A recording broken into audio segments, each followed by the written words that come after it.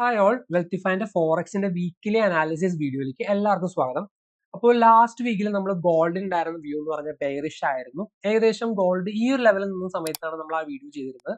അപ്പോൾ അവിടെ നിന്നൊരു ബെയറിഷ് മൂവ്മെന്റ് നമ്മൾ എക്സ്പെക്ട് ചെയ്തിരുന്നു ഓൾറെഡി. പിന്നെ നോക്കിക്കഴിഞ്ഞാൽ നമുക്ക് മാർക്കറ്റ് റെസ്പെക്ട് ചെയ്യാൻ സാധ്യതയുള്ള ലെവൽസ് ഡിസ്കസ് ചെയ്തിരുന്നു. ഈ ഒരു ലെവൽ അത് നമ്മൾ പറഞ്ഞ ഒരു ലെവലാണ്. അതുപോലെ ഈ ഒരു ലെവൽ നമ്മൾ പറഞ്ഞിരുന്ന ലെവൽ.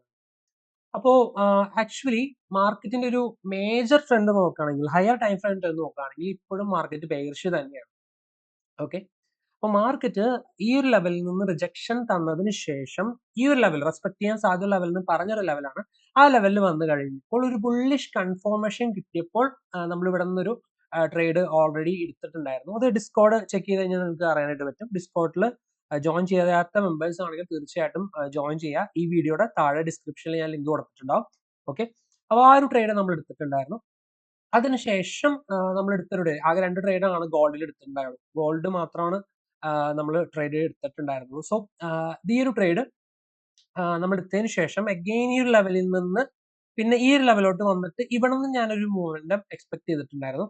അപ്പൊ അതിന്റെ അടിസ്ഥാനത്തിലും ഒരു ട്രേഡ് എടുത്തിട്ടുണ്ടായിരുന്നു. അത് 1:1.5 വരെ വന്നിട്ടുണ്ടായിരുന്നു. അതിനുശേഷം അവിടെ നിന്ന് താഴേക്ക് വരാനുണ്ടായത്. അപ്പോ ഒരു മേജർ ട്രേഡ് കിട്ടുകയാണെങ്കിൽ ഇതായിരുന്നു മേജർ ട്രേഡ് ഉണ്ടായിരുന്നത്. ഇനി ഒരു മേജർ ട്രേഡ് ഞാൻ എക്സ്പെക്ട് ചെയ്യുന്നത് ആക്ച്വലി ഞാൻ ഈ ഒരു ലെവലിൽ നിന്ന് മാർക്കറ്റ് താഴത്തോട്ടേക്ക് എക്സ്പെക്ട് ചെയ്യുന്നുണ്ട്. ആക്ച്വലി ഇന്നലെ കാണിച്ചു തന്ന ആ ഒരു ബെയറിഷ് മൊമെന്റം ആക്ച്വലി ഇൻഡിക്കേറ്റ് ചെയ്യുന്നത് മാർക്കറ്റ് ഇനിയും താഴേക്ക് വരാനുള്ള ഒരു സാധ്യതയാണ്.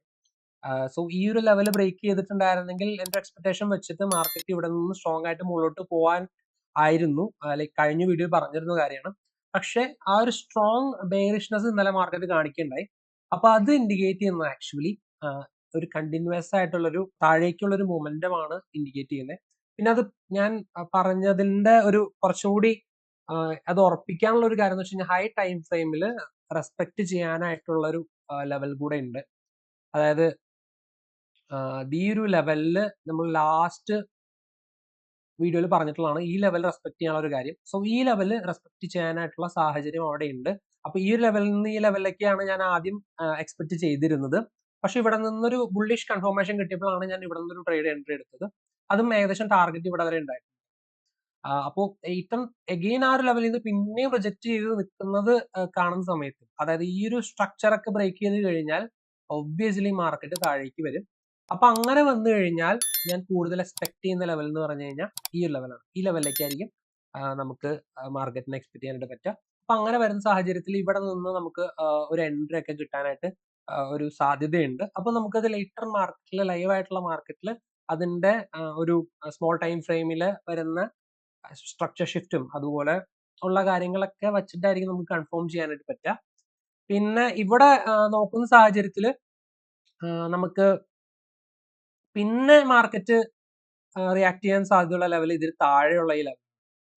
ഓക്കെ, അപ്പോൾ എഗെയിൻ ഈ ലെവലോട്ട് വരാനുള്ള സാധ്യത നമുക്ക് തള്ളിക്കളയാനായിട്ട് പറ്റില്ല. അപ്പൊ അതും നമ്മൾ കൺസിഡർ ചെയ്യുന്നുണ്ട്. അപ്പോൾ ലേറ്റർ നമുക്ക് മാർക്കറ്റിൽ ലൈവ് ആയിട്ടുള്ള മാർക്കറ്റിൽ ആ ഒരു കൺഫർമേഷൻ കിട്ടിയതിന് ശേഷം തീർച്ചയായിട്ടും ഞാൻ ഡിസ്കോഡിൽ എന്തായാലും പോസ്റ്റ് ചെയ്യുന്നതായിരിക്കും. ഇനി നമുക്ക് യൂറോ യു എസ് ഡിയിലെ വ്യൂ എന്താണെന്ന് നോക്കാം. യൂറോ യു എസ് ഡി കഴിഞ്ഞ ആഴ്ചയിൽ കാര്യമായ മൂവ്മെന്റ് ഒന്നും തന്നിട്ടുണ്ടായിരുന്നില്ല. യൂറോ യു എസ് ഡി ഞാൻ ലാസ്റ്റ് വീഡിയോയിൽ പറഞ്ഞുള്ള ഒരു കാര്യമാണ്. ഈ ലെവൽ റെസ്പെക്ട് ചെയ്യാനുള്ള സാധ്യത തന്നിട്ട് അവിടെ നിന്ന് താഴത്തോട്ട് എന്നുള്ള ഒരു കാര്യം ഞാൻ പറഞ്ഞിട്ടുണ്ടായിരുന്നു. പക്ഷേ അവിടെ ഇക്വിലിബ്രിയത്തിൽ നിന്ന് തന്നെ മാർക്കറ്റ് താഴേക്ക് വരിക ഉണ്ടായി. സോ ഇത് നോർമലി നമ്മൾ പ്രീമിയം ഡിസ്കൗണ്ട് സോൺ നോക്കുന്ന ഒരു രീതിയാണ്. അതായത് മാർക്കറ്റിന്റെ ഒരു സ്വിംഗ് നോക്കുകയാണെങ്കിൽ എപ്പോഴും ഈ ഹൈ ലെവൽ എന്ന് പറയുന്നത് പ്രീമിയം സോണും അതുപോലെ ഈ ലോ ഈ ലെവൽ എന്ന് പറഞ്ഞ ഡിസ്കൗണ്ട് സോൺ. അപ്പൊ പ്രീമിയം സോണിൽ എപ്പോഴും നമുക്ക് സെൽ ഓപ്പർച്യൂണിറ്റി ആയിരിക്കും ഉണ്ടാവുക. ഡിസ്കൗണ്ട് ലെവൽ എപ്പോഴും നമുക്ക് ബൈ ഓപ്പർച്യൂണിറ്റി ആണ് നമുക്ക് ഉണ്ടാകുന്നത്. അപ്പോൾ എപ്പോഴും സ്ട്രക്ചറിനെ അതുപോലെ ലിക്വിഡിറ്റിനെയും നമ്മൾ ഇതിനകത്ത് ഇൻക്ലൂഡ് ചെയ്തിട്ട് നമ്മൾ പ്രീമിയം ഡിസ്കൗണ്ട് ലെവൽ കൂടെ നോക്കിയതിന് ശേഷമായിരിക്കും നമ്മൾ തീരുമാനം എടുക്കുക. പിന്നെ അതുപോലെ POI നമുക്ക് ഈ ഒരു ലെവലിൽ ഞാൻ കൺസിഡർ ചെയ്യുന്നത് POI ആയിരുന്നു. അപ്പൊ ഈ ഒരു ലെവലിൽ ഞാൻ എക്സ്പെക്ട് ചെയ്യുന്നുണ്ടായിരുന്നു മാർക്കറ്റിനെ. അപ്പോൾ പക്ഷേ അതിന് മുമ്പ് തന്നെ മാർക്കറ്റ് ഇവിടെ നിന്ന് താഴത്തോട്ടേക്ക് ഡൗൺഫോൾ ഒന്നും, പക്ഷെ ഇത് കാര്യമായുള്ള ഒരു ഡൗൺഫോൾ എന്ന് പറയാൻ പറ്റില്ല. കാരണം വെച്ച് കഴിഞ്ഞാൽ ഈ ഒരു റേഞ്ചിൽ തന്നെയായിരുന്നു മാർക്കറ്റ് ഉണ്ടായിരുന്നത്. വലിയ മൂവ്മെന്റ് ഒന്നും നമുക്ക് യൂറോയിൽ കാണാനായിട്ട് സാധിച്ചില്ല. അപ്പൊ ഇനി വരുന്ന ആഴ്ചയിൽ എങ്ങനെയായിരിക്കും എന്ന് വെച്ച് കഴിഞ്ഞാൽ ഞാൻ തീർച്ചയായിട്ടും ഈ ലെവലിലോട്ട് എക്സ്പെക്ട് ചെയ്യുന്നുണ്ട് മാർക്കറ്റിനെ. ഈ ലെവൽ ബ്രേക്ക് ചെയ്യുന്ന കഴിയുകയാണെങ്കിൽ, അതായത് ഈ ലെവലൊക്കെ ഹൈ ബ്രേക്ക് ചെയ്യുകയാണെങ്കിൽ പിന്നെ മാർക്കറ്റ് മുകളിലോട്ടേക്ക് പോകാനുള്ള സാധ്യത നമുക്ക് കളയാനായിട്ട് പറ്റില്ല. പക്ഷേ ഈ ഒരു ലെവലിൽ നിന്ന് റിജക്ഷൻ എന്തായാലും എക്സ്പെക്ട് ചെയ്യുന്നുണ്ട്. അപ്പോൾ അതിന്റെ അടിസ്ഥാനത്തിൽ ബെയറിഷ് ട്രേഡ് നമുക്ക് യൂറോയിൽ കിട്ടുന്നതായിരിക്കും. ഇനി നമുക്ക് GBP JPY. So last time market ഇവിടെ നിന്ന് റിജക്ട് ചെയ്ത് കഴിഞ്ഞപ്പോൾ ഞാൻ ഇവിടെ ഒരു POI മാർക്ക് ചെയ്തിട്ടുണ്ടായിരുന്നു, പോയിന്റ് ഓഫ് ഇൻട്രസ്റ്റ്. സോ ആ ഒരു ലെവലിൽ നിന്ന് എക്സാക്ട്ലി ഞാനൊരു ഈ ഒരു P&L ഓൾറെഡി ആ വീഡിയോയിൽ തന്നെ ഞാൻ അത് പ്ലോട്ട് ചെയ്തിട്ടൊരു ട്രേഡ് ആണ് ആക്ച്വലി. ആ ഒരു ലെവലിൽ വന്നു കഴിഞ്ഞപ്പോൾ അവിടെ നിന്ന് ഒരു കിടുക്കൻ ബൈ ഓപ്പർച്യൂണിറ്റി ഉണ്ടായിരുന്നു. അത് ഏകദേശം നമുക്ക് 1:4 വരെ ഈ ഒരു ലെവൽ വരെ നമുക്ക് റൈഡ് ചെയ്യാവുന്ന ഒരു ബൈ ഓപ്പർച്യൂണിറ്റി ആയിരുന്നു ആക്ച്വലി ഉണ്ടായിരുന്നത്. അത് ലാസ്റ്റ് വീഡിയോ കണ്ടിട്ടില്ലാത്ത നിങ്ങൾ തീർച്ചയായിട്ടും ആ വീഡിയോ പോയി ചെക്കൗട്ട് ചെയ്യുക. ആ വീഡിയോ തന്നെ പറഞ്ഞിട്ടുള്ള കാര്യമാണ് ഒരു bullish momentum GBP JPY expect ചെയ്യുന്നുള്ള കാര്യം. സോ ഇതായിരുന്നു ആ ഒരു ഉണ്ടായിരുന്ന ഒരു കാര്യം. ഇനി നെക്സ്റ്റ് വീക്കിൽ എങ്ങനെ GBP JPY റിയാക്ട് ചെയ്യുന്നുള്ളതാണ് നമുക്ക് നോക്കാനുള്ളത്. സോ ഇപ്പോൾ ഒരു ഹൈ ടൈം ഫ്രെയിം നോക്കുന്ന സമയത്ത്, ഒരു ഡേ ടൈം ഫ്രെയിം നോക്കുന്ന സാഹചര്യത്തിൽ മാർക്കറ്റ് ഏകദേശം ഈ ഒരു ഹൈ വരെ എന്തായാലും ഞാൻ എക്സ്പെക്ട് ചെയ്യുന്നുണ്ട്.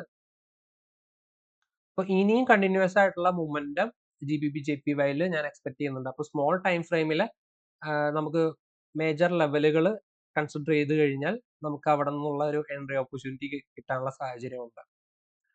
അപ്പോൾ അഗെയിൻ ഈ ഒരു 15 മിനിറ്റിന്റെ ഒരു ലെവൽ നോക്കുകയാണെങ്കിൽ ഈ ഒരു ലെവൽ വളരെ ഇമ്പോർട്ടന്റ് ആയിട്ടുള്ള ഒരു ലെവലാണ്, ഒരു ഡിമാൻഡ് ലെവലാണ്. അപ്പോൾ ഇവിടെ മാർക്കറ്റ് റിയാക്ട് ചെയ്യാനുള്ള സാഹചര്യം നോക്കിക്കഴിഞ്ഞാൽ നമുക്ക് ചിലപ്പോൾ എൻട്രി കാര്യങ്ങളൊക്കെ കിട്ടും. അവിടെ കൺഫർമേഷൻ എടുത്തിട്ട് നമുക്ക് പോകാനായിട്ട് പറ്റും. ഇത് ബ്രേക്ക് ചെയ്ത് അടുത്തോട്ട് വരികയാണെങ്കിൽ പിന്നെ നമുക്കൊരു 1 അവറിന്റെ ഒരു ലെവൽ നോക്കുകയാണെങ്കിൽ ഈ ഒരു ലെവൽ നമുക്ക് ഇമ്പോർട്ടന്റ് ആണ്. ഈ ഒരു ലെവല് ഈ ഒരു സോൺ, ഈ ഒരു ലെവൽ നമുക്ക് ഇമ്പോർട്ടന്റ് ആണ്. അപ്പോൾ ഇവിടെ നിന്നും ഒരു ബുള്ളിഷ് എൻട്രി നമുക്ക് നോക്കാനായിട്ട് പറ്റും. ഈ ഒരു GBP JPY പ്രത്യേകത എന്ന് വെച്ച് കഴിഞ്ഞാൽ നമുക്കൊരു ട്രെൻഡ് കിട്ടിക്കഴിഞ്ഞാൽ നമുക്ക് ക്ലിയർ ആയിട്ടുള്ള ട്രേഡ്സ് എടുക്കാനായിട്ട് പറ്റും. അത് ഭയങ്കര ഒരു പ്രത്യേകതയാണ് ഈ GBP JPY. നമുക്ക് കണ്ടിന്യൂസ് ആയിട്ട് ട്രേഡ്സ് എടുക്കാനായിട്ട് പറ്റും, കണ്ടിന്യൂസ് ട്രെൻഡ് കിട്ടിക്കഴിഞ്ഞാൽ. അപ്പോൾ ഇവിടെയും ഒരു ഓപ്പർച്യൂണിറ്റി നോക്കാം. ഈ ഒരു സോൺ അല്ലെങ്കിൽ ഈ ഒരു സോൺ അവിടെ കൺഫർമേഷൻ കിട്ടിയതിന് ശേഷം നമുക്ക് എൻട്രി പ്ലാൻ ചെയ്യാനായിട്ട് പറ്റും. ഓക്കെ, അപ്പോൾ ഇതാണ് നമുക്ക് GBP JPY ഉള്ള ഒരു വ്യൂ എന്ന് പറയുകയാണെങ്കിൽ. അപ്പോൾ നമ്മളിപ്പോൾ ഗോൾഡ് പറഞ്ഞു, അതുപോലെ യൂറോ USD പറഞ്ഞു, അതുപോലെ GBP JPY പറഞ്ഞു. അപ്പോൾ ഇത് മൂന്നുമാണ് ഞാൻ പ്രധാനമായിട്ടും കൺസിഡർ ചെയ്യുന്ന പേഴ്സ്, കറൻസി പേഴ്സ്. യൂറോയിലൊന്നും ഞാൻ ലാസ്റ്റ് വീക്കിലൊന്നും ട്രേഡ് ചെയ്തിട്ടുണ്ടായിരുന്നില്ല. അതിനുള്ളൊരു ട്രെൻഡ് ഒന്നും മാർക്കറ്റിൽ ഉണ്ടായിരുന്നില്ല. ഗോൾഡിലായിരുന്നു ഉണ്ടായിരുന്ന എൻട്രീസ് എല്ലാം. അത് ഞാൻ ഡിസ്കോഡിൽ ഓൾറെഡി ഷെയർ ചെയ്തിട്ടുണ്ട്. സോ അടുത്ത വീഡിയോ ആയിട്ട് വരുന്നവരേക്കും ബൈ ഗൈസ്.